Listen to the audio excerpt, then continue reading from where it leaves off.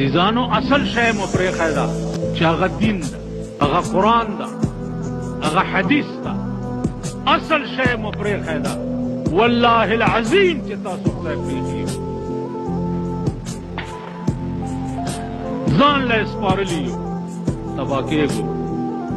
هغه ژوند مو تباه کېږي چې کوم به په عمري وي. دا ژوند مو یا 40 کاله ده یا 80 کاله ده یا 50 کاله ده.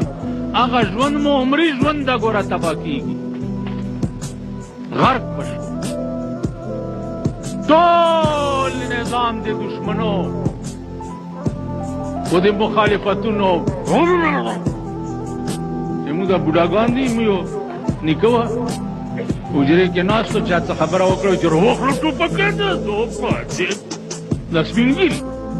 قسم په خدای که د ما وس راغی اول تاسو زبېړنده چې یو سپین ږیری د ما نه پاتې نه شي، دا ټول ویښ ده.